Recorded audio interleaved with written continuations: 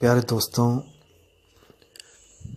जैसा कि मैंने आपको बताया कि सतगुरु कबीर साहब की भक्ति बिल्कुल अलग, सारी दुनिया से, सारे समाज से, सारे धर्मों से बिल्कुल अलग।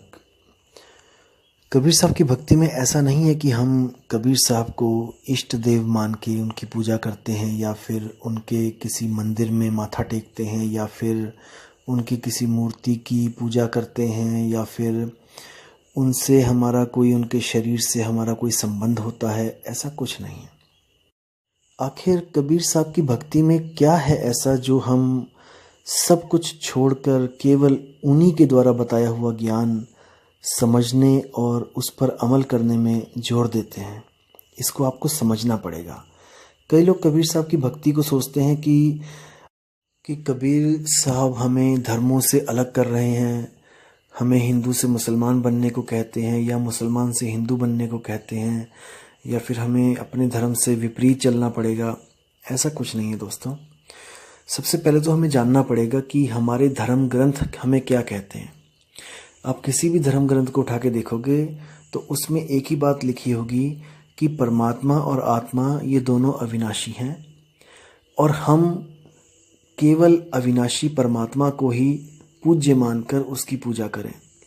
जैसे उस अविनाशी को कहीं अल्लाह लिखा है, कहीं वाहेगुरु लिखा है, कहीं पर उसको गॉड लिख दिया है। भाव एक ही होगा दोस्तों, नाम अलग अलग होंगे। हमने नामों में नहीं उलझना, हमने भावों को पकड़ना है कि वो किस अविनाशी तत्व की बात कर रहे हैं। अब कई लोग नामों में उलझ जाते हैं कि नहीं वो अल्लाह है, वो वाहेगुरु है, वो गॉड है। जैसे कई आत्मज्ञानी भी इसमें भटक जाते हैं कि वो आत्मा है कि वो परमात्मा है। अब इसी में झगड़ा हो जाता है कि वो आत्मा है कि वो परमात्मा है। जबकि कबीर साहब ने कहा है कि एक कहो तो हूँ नहीं, दो कहो तो गाली, और जैसा हूँ वैसा कहो कहे कबीर विचारी। कबीर साहब ने भी आत्मा और परमात्मा की बात के लिए बिल्कुल झगड़ा खत्म करवा दिया कि वो एक भी नहीं है, वो दो भी नहीं है। अब ये मैं फिर किसी वीडियो में क्लियर करूंगा कि वो एक और दो क्यों नहीं है, लेकिन आज मैं जो आपको बताने जा रहा हूँ वो ये है कि हमें उस अविनाशी तत्व को कैसे पाना है। मुद्दा ये है कि हमें उस अविनाशी तत्व को कैसे पाना है। क्या वो अविनाशी तत्व हमें किसी चर्च, किसी मंदिर, किसी गुरुद्वारे में जाके मिलेगा या किसी मस्जिद में जाके मिलेगा? नहीं, वो हमारे पास है। जैसे हिरन के पास कस्तूरी है, उसको कोई भी इस दुनिया में कोई भी कस्तूरी दे नहीं सकता क्योंकि वो ऑलरेडी उसके पास है। अब उसको फिर भी वो कस्तूरी प्राप्त नहीं होती सारी उम्र। क्यों? क्योंकि उसको कोई गुरु नहीं मिलता जो उसको समझा सके कि वो चीज तेरे ही पास है जिसको तू ढूंढ रहा है। बस दिक्कत यहीं पे है। हम भी क्या करते हैं, हम सारी उम्र खुद से ढूंढने में लगे रहते हैं। जैसे एक हिरन सारी उम्र अपनी कस्तूरी को ही ढूंढता रहता है और अंत में वो एक दिन मौत को प्राप्त हो जाता है, लेकिन उसको सारी उम्र वो कस्तूरी नहीं मिलती और वो कस्तूरी उसके पास होते हुए भी उसकी कोई मदद नहीं कर सकती। इस पे विचार करना पड़ेगा दोस्तों, मैं क्या कहना चाह रहा हूं। जैसे आपको पता है कि हर संत कहते हैं कि परमात्मा हमारे पास है, आत्मा हमारे पास है। दोस्तों वो हमारे पास है, लेकिन वो हमारे पास होती हुई भी हमारी मदद नहीं कर सकती, वरना आज तक वो सबको मिल गई होती। आपने विचार करना है। आत्मा भी हमारे पास है, परमात्मा भी हमारे पास है, लेकिन फिर भी हम युगों युगों से भटक रहे हैं। कारण क्या है? हमें कोई ऐसा सदगुरु नहीं मिल रहा है जो हमें उस आत्मा का, उस परमात्मा का लखाव करा दे, जो उसको लखा दे। इसलिए मदन साहिब कहते हैं, सोई गुरु पूरा कहावे, दो अक्षर का भेद बतावे, एक छुड़ावे एक लखावे, तब प्राणी निज घर को जावे। यानी कि ऐसा गुरु मिल जाए जो एक छुड़ाए एक लखाए। किसको छुड़ाए? किस अक्षर को छुड़ाए? उन अक्षरों को छुड़ाए जो 52 अक्षरों के अधीन है। जैसे किसी भी भाषा का कोई भी नाम हो, कोई भी मंत्र हो, वाहेगुरु वाहेगुरु, राम राम, अल्लाह अल्लाह, जय कृष्ण, जय श्री राम, जय हनुमान, कुछ भी, कबीर कबीर कबीर कबीर भी करेगा अगर कोई, तो वो भी उससे मुक्त नहीं हो सकता, 52 अक्षरों से बाहर नहीं हो सकता। क्योंकि कबीर में जो कबीर है वो भी 52 अक्षरों में ही आता है। तो कबीर साहब ने भी बोला है कि मुख से कहे कबीर कबीर तो ना कटे काल की पीर, नाम हमारा सब जग लेता भेद हमारा कोई ना कहता, मेरा भेद पावेगा सोई जाका सतगुरु पूरा हुई। कबीर साहब ने कहा कि कोई अगर मेरा नाम जपवा रहा है किसी भी पंथ में तो वो समझ जाना कि वो काल का ही दूत है, वो आपको किसी ना किसी लोक में भेज देगा। कोई डुप्लीकेट सतलोक, कोई डुप्लीकेट अनामी लोक, कोई डुप्लीकेट अलख लोक, कोई डुप्लीकेट अकह लोक, इन्हीं डुप्लीकेट लोकों में आप हमेशा आते जाते रहोगे। लेकिन कबीर साहब का जो सतलोक है, जो मैंने आपको पिछली वीडियो में बताया था कि क्या है सत और क्या है लोक, जब आप उस सत्य स्वरूप शब्द स्वरूप में जब समाओगे तब आपको पता लगेगा कि असल में आपकी हस्ती क्या है। एक छुड़ावे एक लखावे, जो छुड़ाने वाली चीज़ है वो मंत्र, उन्हीं मंत्र के द्वारा क्या है मन सिमरण कर रहा है, इस मन को भी छुड़वा दे, क्योंकि मन ही आपको बेवकूफ़ बना के बैठा है। इस जीव आत्मा को मन ही भटकाता है। मन के मते न चालिए मन है पक्का दूत। कबीर साहब कहते हैं हे जीव तुम मन के कहे मत चलो, मन ही तुम्हारा दुश्मन है। लेकिन आपको ऐसे भी स्वयंभू आत्मज्ञानी मिल जाएंगे जो आपको बताएंगे कि आप कौन हो, आप मन हो, आप ही मन हो, ये आपको ही मन घोषित कर देंगे। ऐसे स्वयंभू नकली आत्मज्ञानियों से दोस्तों बच के रहना है, क्योंकि ये जन्म बार बार नहीं मिलेगा। इसको समझना पड़ेगा आपको।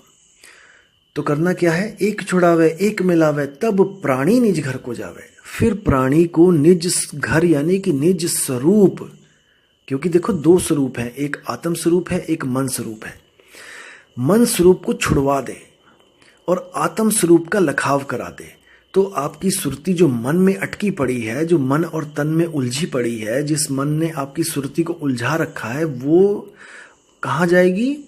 वो जाएगी सत्य स्वरूप में, शब्द स्वरूप में। जैसे बीजक में साखी में कबीर साहब ने बोला है कि हम हैं शब्द शब्द हम माही, शब्द बिना दूसर कछु नाही। यानी कि हम शब्द स्वरूप हैं और 52 अक्षर हमारे ही स्वरूप से पैदा होते हैं। वो शब्द 52 शब्द भी हमारी आत्मा के अंदर से ही निकलते हैं, आत्मा के द्वारा ही प्रकट होते हैं। तो कहते हैं हम हैं शब्द शब्द हम माही, ऐसे जैसे वो शब्द हैं ऐसे ही हम भी शब्द हैं। तो साहिब कहते हैं शब्द हमारा तू शब्द का, सुन मत जा सरक, जो चाहे निज रूप को तो शब्द ही ले परख। बीजक में साखी है। कबीर साहब कहते हैं मुझ में और तुझ में कोई भेद नहीं है, कोई अंतर नहीं है। मैं भी शब्द स्वरूप हूँ, तू भी शब्द स्वरूप है। बस मैं अपने आप को जानता हूँ और तू अपने स्वरूप को भूल चुका है, इसलिए तू एक जीवात्मा कहलाता है और मैं सत्य पुरुष कहलाता हूँ, परम पुरुष कहलाता हूँ, आदि पुरुष कहलाता हूँ, ज्ञानी पुरुष कहलाता हूँ। बस यही फ़र्क है और ऐसा कुछ नहीं है कि कबीर साहब में कोई रिद्धियाँ सिद्धियाँ कोई ऐसे भंडार भरे हैं। अरे आपकी आत्मा में भी बहुत से भंडार हैं। आपकी आत्मा में इतनी ताकत है कि इन लाशों को चला रही है। क्या आप में कम रिद्धि सिद्धि है क्या? एक लाश जो मिट्टी का शरीर है वो लाश ही है।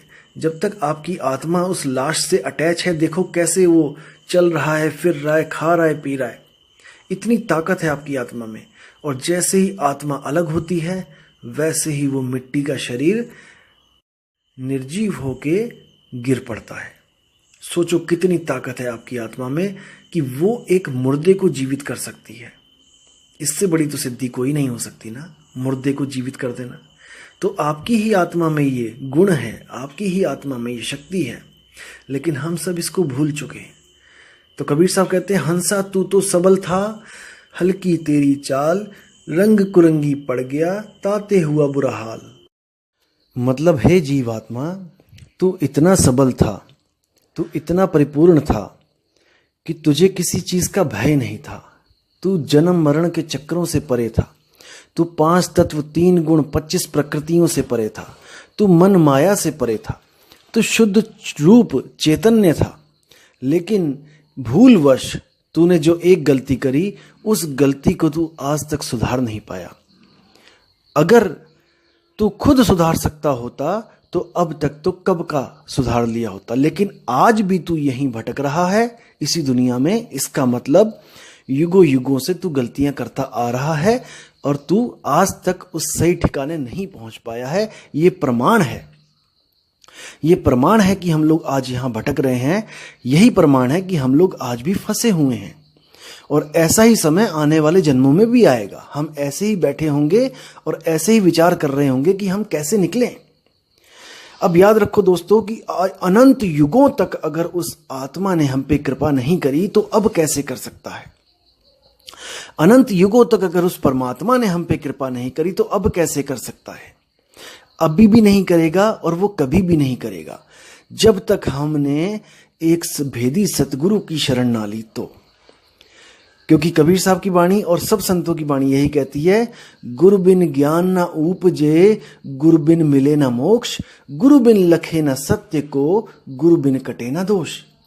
बिना गुरु के आपका ज्ञान हो ही नहीं सकता, आपको कल्याण वाला ज्ञान मिल ही नहीं सकता। आपको ज्ञान तो हो सकता है बिना गुरु के। कैसा ज्ञान? इस 3 लोक का ज्ञान।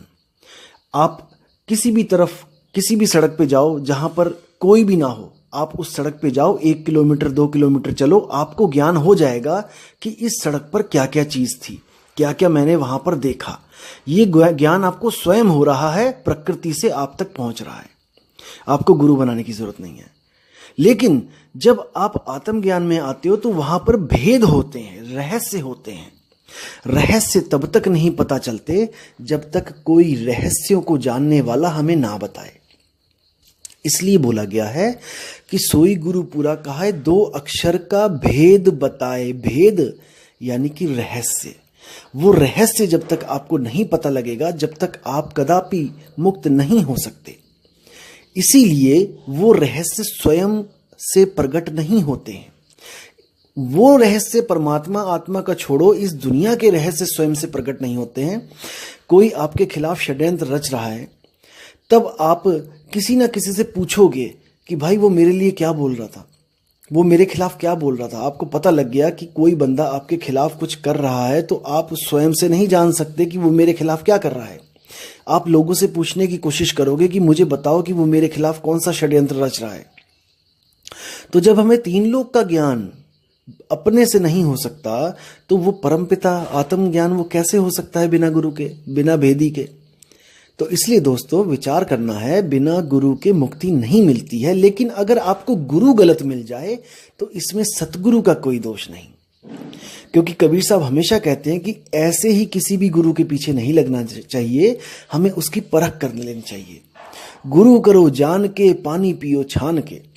गुरु बिना जाने नहीं करना चाहिए, उसकी तह तक जाओ, उसके सारे ज्ञान को समझो और जब लगे कि वो परिपूर्ण है तब उसकी शरण में जाना चाहिए।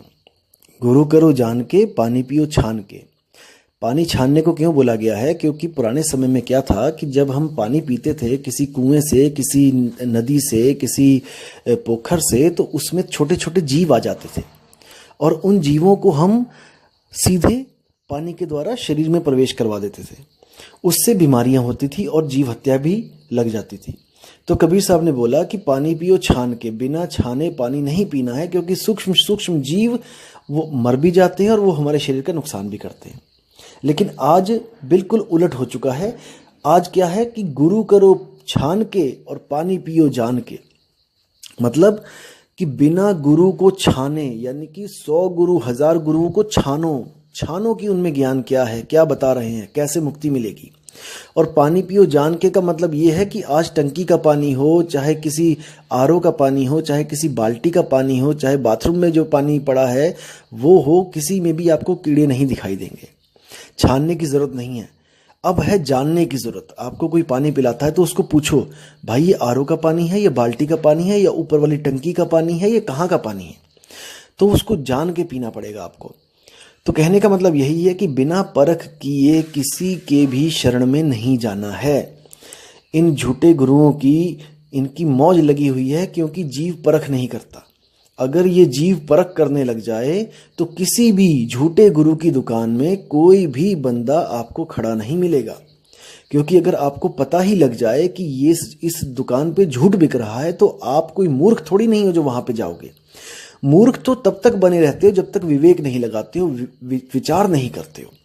तो भाई संत आपको विचार भी देंगे और विवेक भी देंगे, लेकिन सत्य असत्य का निर्णय तो आपको स्वयं करना पड़ेगा कि जो आप बात सुन रहे हो ये सच है या ये झूठ है, ये आपको देखना है। हम लोग तो केवल एक विचार दे सकते हैं, आपको विवेक दे सकते हैं, एक आपको गाइड दे सकते हैं, एक आपको परख दे सकते हैं, लेकिन वो परख यूज आपने ही करनी है।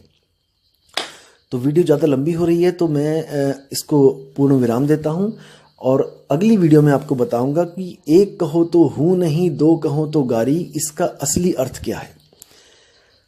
ठीक है दोस्तों, आप अपना कीमती समय दे रहे हो इसलिए बहुत बहुत धन्यवाद। लेकिन आपने विवेक रखना है, विचार करना है, बिना किसी परख के कभी किसी की शरण में नहीं जाना है। उम्मीद है दोस्तों आपको वीडियो अच्छी लगी होगी। आप सब्सक्राइब भी ना करें, आप शेयर भी ना करें, कोई दिक्कत नहीं है। परमात्मा ने जिसके पास ये वीडियो पहुंचानी है वो खुद पहुंचेगी। साहिब बंदगी। प्यारे दोस्तों, जैसा कि मैंने आपको बताया कि सतगुरु कबीर साहब की भक्ति बिल्कुल अलग, सारी